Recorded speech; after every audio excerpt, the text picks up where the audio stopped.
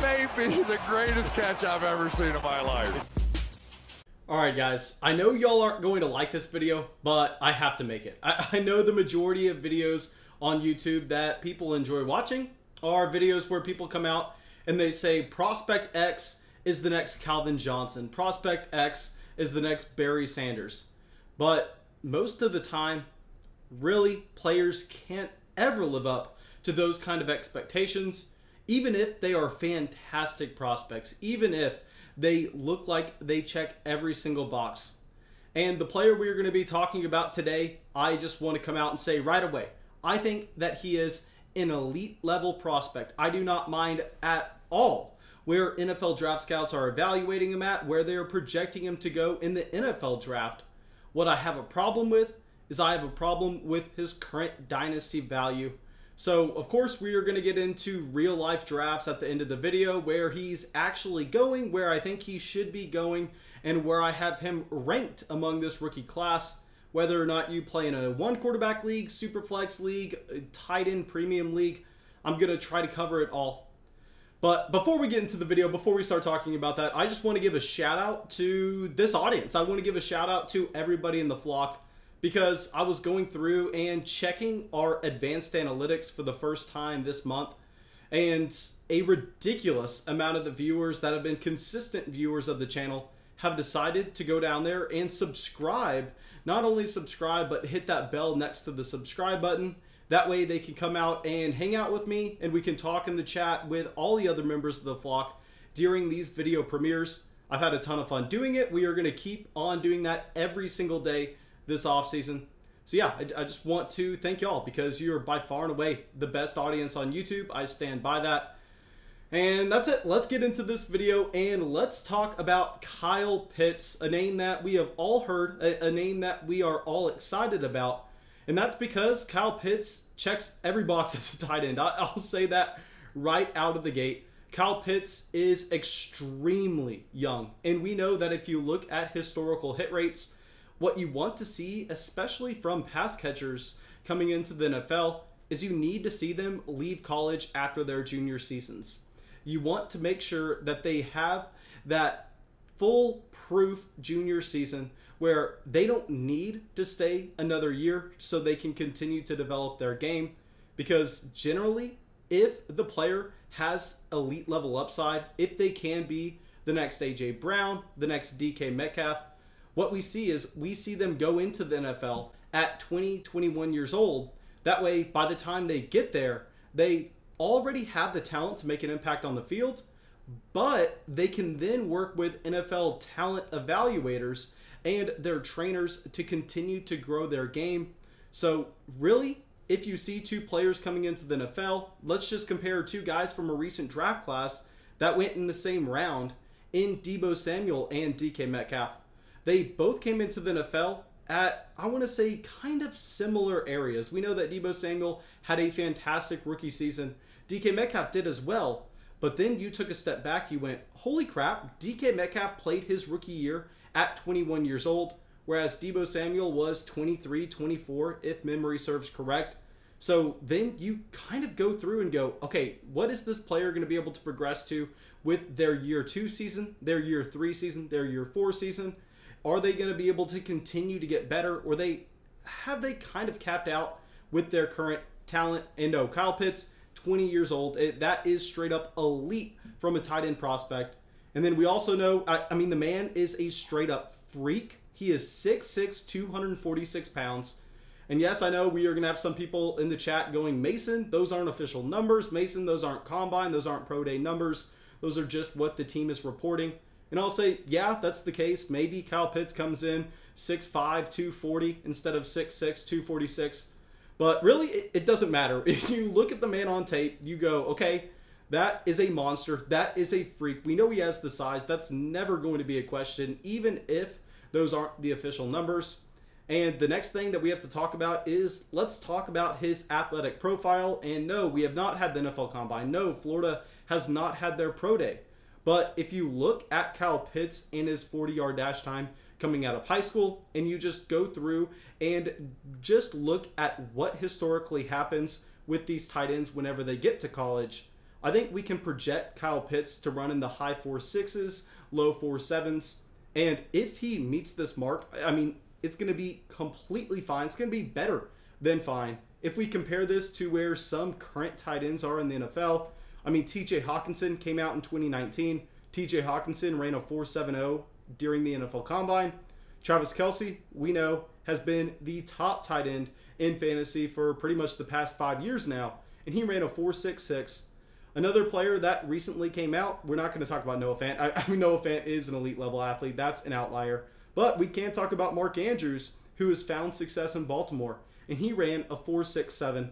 Now, if you combine this with the fact that Kyle Pitts is a straight-up monster with his size, I think that the size-adjusted athleticism should pop off the page for Kyle Pitts when we get the official numbers.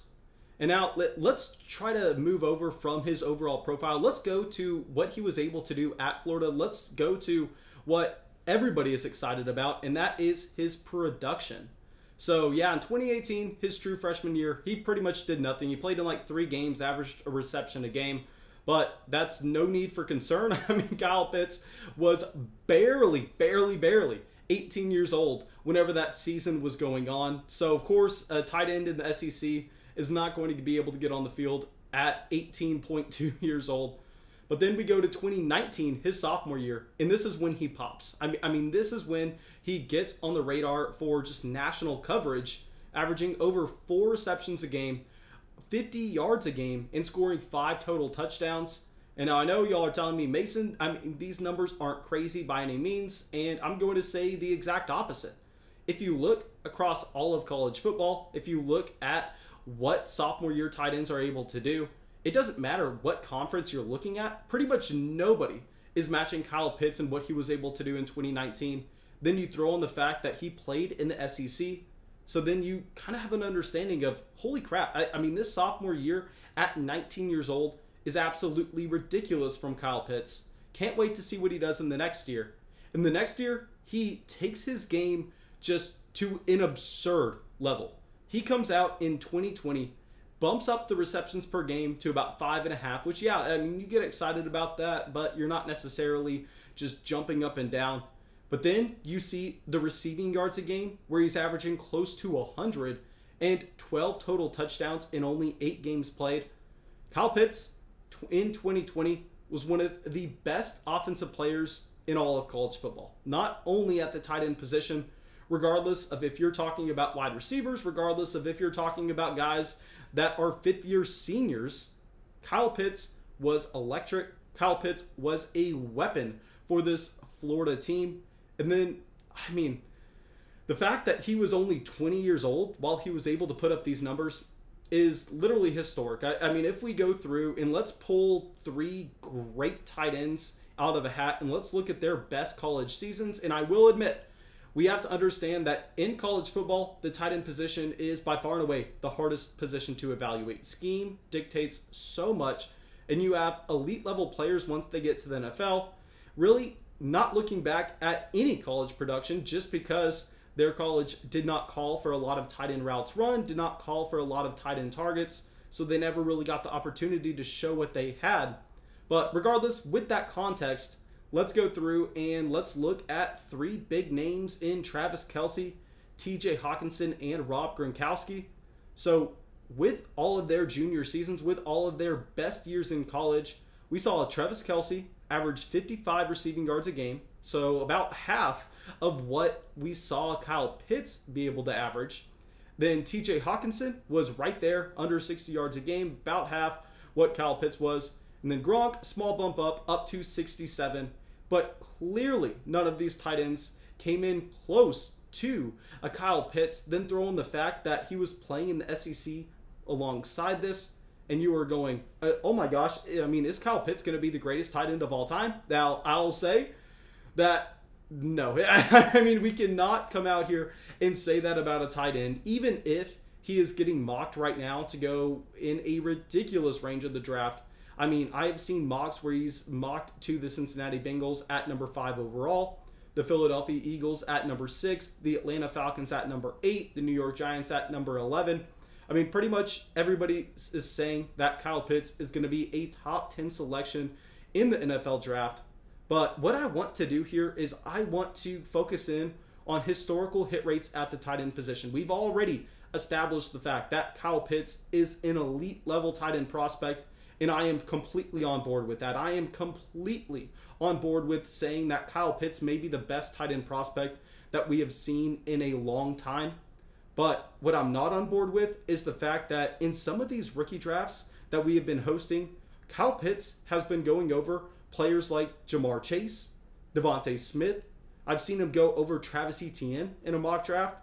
And no, these are not tight end premium mock drafts. I mean, we'll talk about where I'm fine taking him in tight end premium at the end of the video. These are just standard PPR formats. And let me talk about why I hate that selection and why I think that he is being overdrafted and overvalued there. And a quick side note, I'll say that the most embarrassing thing that I've ever seen is I actually saw a real life $150 Dynasty startup draft that one of the people on Patreon sent me. And they just sent me the board, not really wanting me to commentate on it at all, just going, hey man, what'd you think about my team? And of course, I mean, I'm a Dynasty degenerate, so I'm going to have to go through and look at every single team and look at where the community is really valuing a player like Kyle Pitts, just because $150 Dynasty draft is a solid data point. I mean, that's something that you really have to put your players in. You really have to go get your guys. You can't just say, you know what, I'm going to go through, just coast, not pay attention. No, I mean, people are putting up their money, so of course they're going to be putting up their real opinions. And what we saw in that draft is we saw Kyle Pitts go ahead of Darren Waller. Now, I know that's not going to happen in every league. I know that is an outlier, but still, the fact that one person had the thought that that was okay is just completely ridiculous. And let's get into why. Let's get into these historical tight end hit rates. And what I want to do is I want to go through the past 10 years, and I want to do two separate things. First, I want to look through the past 10 years, and I want to look at every single tight end that was drafted in the first round. And then I want to see what did their dynasty value do after year one, because we know the tight end position is the hardest position to develop in fantasy football, because you have to learn how to be an offensive lineman, you have to learn how to be a wide receiver at the same time. So a lot of the times you don't see these tight ends break out until year 2, year 3, and after their rookie season. While yeah, their value may be insulated a little bit because nobody's really expecting a ton of production, you rarely ever get a giant boom. So let's test this hypothesis. Let's actually go through and look at real data points. And let's start it off in 2019. Let's not go through the 2020 draft just because really we don't have enough to say there. We've only seen those players for 1 year, and combined with the fact that there were no tight ends drafted in the first round in 2020, and we know that Cole Kmet, mainly disappointing. I don't even want to say disappointing just because the tight end position, you're not projecting a ton of usage. But anyway, let's go down to 2019 where we actually had, in my opinion, two elite tight end prospects coming out of college. We had TJ Hawkinson, who went with the 8th overall pick by the Detroit Lions, and you had Noah Fant, who went with the 20th overall pick by the Denver Broncos. And I will say, yes, TJ Hawkinson has risen in value since where he was drafted in rookie drafts. If you remember back to 2019, in tight end premium leagues, TJ Hawkinson was a mid-first round selection almost every single time. And now, yes, I am saying this a little bit tongue-in-cheek in that I don't know right now if you could get a mid-first round pick for TJ Hawkinson in a tight end premium league, but I want to give him the benefit of the doubt. I want to say maybe he's increased his value. I think mainly he's pretty much stayed neutral. I think you would have a hard time getting a mid-first round pick for TJ Hawkinson at this point, but Noah Fant was going in the mid-first right alongside TJ Hawkinson. They were both around that 106, 107 pick. And yeah, Noah Fant, I can't say that his value has increased at all, and I would argue that both of these tight ends have had very promising rookie and sophomore years. If you just kind of understand that the tight end position is not a position that someone's going to produce a lot very early on, but regardless, let's keep on going. In 2018, we only had one tight end drafted in the first round. And after his rookie season, he was worth nothing. I'll say he wasn't worth that much going into his rookie year. But anyway, Hayden Hurst was drafted with the 25th pick overall.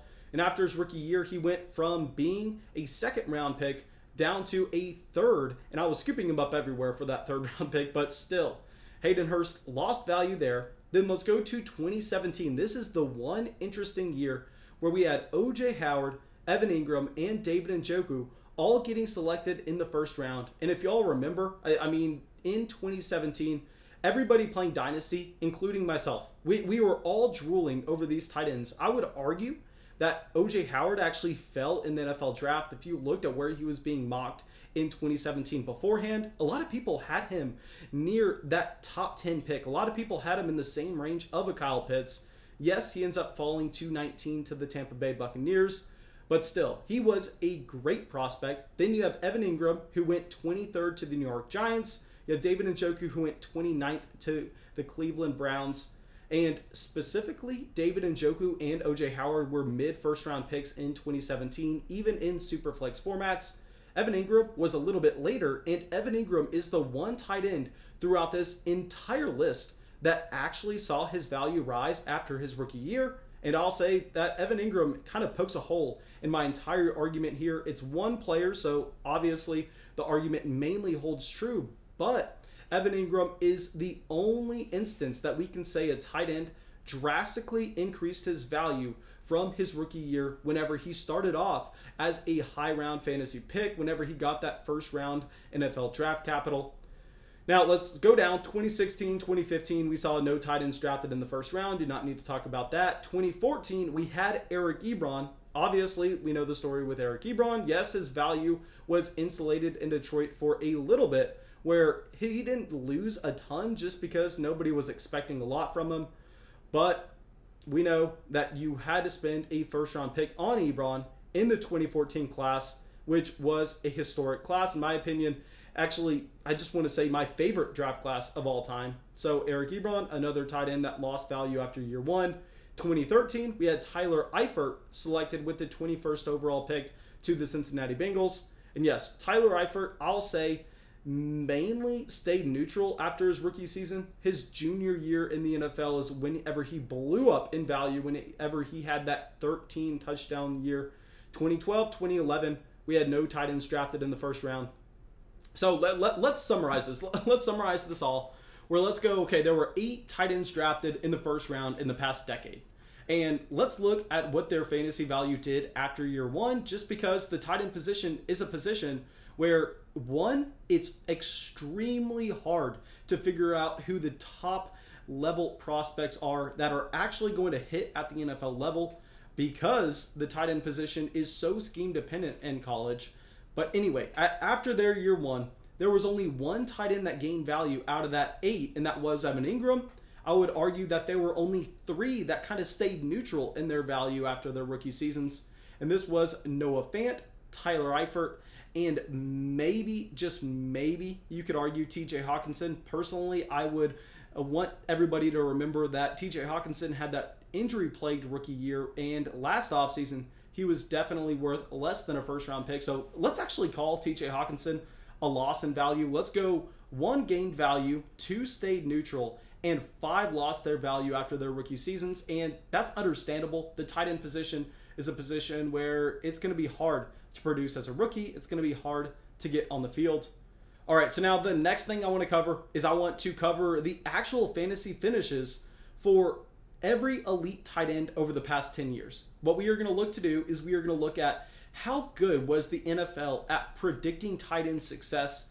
And how we are going to do that is we are going to look at the past 10 years. We are going to look at the top 3 scoring tight ends from every single season. So we should have 30 places here. And then let's look at where these tight ends were drafted in the NFL draft, just to kind of see if this hypothesis holds up with actual fantasy points scored, not only dynasty value. Now, I'm not going to waste everyone's time by going through the entire list of players that finished in the top 3 over the past decade, but let's summarize it, okay? So there were 17 tight ends that finished in the top 3. So yes, I know there are 30 spots, but everybody remember Rob Gronkowski, Travis Kelsey, players like George Kittle as well. I mean, they're going to take multiple of these spots, so there were only 17 guys. And out of these 17 players that finished in the top 3 any given year over the past 10, there were only 3 that were drafted with the first round selection by their team in the NFL draft. And that was Greg Olsen with the 31st pick, Vernon Davis with the 6th pick overall, and Tony Gonzalez with the 13th pick. So obviously you would expect a lot more here. You would have expected to see maybe 8, 9, 10 of these guys that finished in the top 3 to be first round draft picks, but no, that's not the case. And this is just the nature of the tight end position. It's so hard to predict who are actually going to translate over to score fantasy points from their NFL draft capital. So out of the 14 guys left out of that 17, 7 were drafted on day 2 of the NFL draft in rounds 2 and 3. 5 were drafted on day 3 in rounds 4, 5, 6, and 7, and 2 went undrafted. So pretty much I just wanted to spend the past 10 minutes trying to get through to y'all that really, NFL teams, dynasty players themselves, are not good at evaluating tight ends and are not good at predicting who is going to be able to translate their skills over to fantasy points at the next level. Now, I will say, yes, Kyle Pitts is an elite level prospect. We can say that, but on the flip side, we can also acknowledge the fact that while we are grading these tight end prospects, we are not that good at it. So I'll say there are a couple things here I want to go over at the end of the video. I want to talk about where I actually rank Kyle Pitts. And lastly, I want to talk about what Kyle Pitts would have to do to reach that elite level ceiling where I'll say, you know what, I'm willing to spend a top 4 pick on him. I am willing to go with Kyle Pitts in the early first. So first thing is, I would just want to address the fact that the majority of people are playing in Superflex leagues that are not tight end premium. And in those formats, I would prefer having 4 quarterbacks over Kyle Pitts. I need to have Trevor Lawrence, Justin Fields, Trey Lance, and Wilson all over Kyle Pitts. Then we also need to have both 2 running backs and 2 wide receivers in Travis Etienne, Najee Harris, Jamar Chase, and Devontae Smith. So if we change this over to tight end premium, that is when I'm going to be willing to slide Kyle Pitts up slightly. I would be willing to slide Kyle Pitts up ahead of both of the wide receivers, where we would go, you know what? Based on how things look right now, I want Trevor Lawrence, Justin Fields, Trey Lance, Wilson, Etienne, and Harris all over Kyle Pitts. But in a tight end premium format, if you need a tight end, I am fine taking Pitts with the 7th pick overall. In a non-tight end premium format, I want him at the 9th pick. But the one scenario where I'll say that Kyle Pitts can move ahead of that 7th pick overall is not going to be a landing spot. It's not going to be anything like that. It's going to be very specific if he is drafted and that team, that coaching staff goes, you know what? We are going to be using Kyle Pitts as a wide receiver. Kyle Pitts is not going to be lining up in line. He is not going to be playing a traditional tight end role. He is going to just be running a little bit more out of the slot. He's going to be used more like Evan Ingram in just that big-bodied wide receiver. And if you play in a tight end premium on top of that, and we can expect more volume to be going to Kyle Pitts, especially year 1, because we know it's easier to get on the field when you're playing a wide receiver hybrid role rather than a true tight end role. That is when I'm willing to have another conversation and moving Kyle Pitts up these rankings. That's when I'm willing to call Kyle Pitts someone that we want to value over TJ Hawkinson, Noah Fant, but not until then. So right now I have Kyle Pitts as our 9th ranked player in Superflex non-tight end premiums. If we are going to be going with that same format, but 1 QB instead, so non-tight end premium 1 QB, then I'm fine having Kyle Pitts as my 5th player overall. And if we are talking about Superflex tight end premium, then I'm fine having Kyle Pitts as my 7th player overall. But I think that we are probably not going to be able to get him in this range. I think people are going to be a little bit too excited to take him. So I don't know if we end up with any Kyle Pitts. I'd rather just be trading for him next offseason. All right, now, thank you guys. I hope y'all enjoyed this video. I know y'all probably didn't. I know that I was a wet blanket, but still, I mean, Kyle Pitts is an elite level prospect. Just the historical hit rates on these prospects for the tight end position specifically, it's going to be so low that I would prefer having those veterans. I'd prefer having a TJ Hawkinson and Noah Fant, or I'd prefer going with a position that has a slightly higher hit rate like running back, and I think that would make a lot more sense. Now, thank you. Have a great day. Drop a like, leave a comment, subscribe to the channel, and I'll see y'all with the video tomorrow.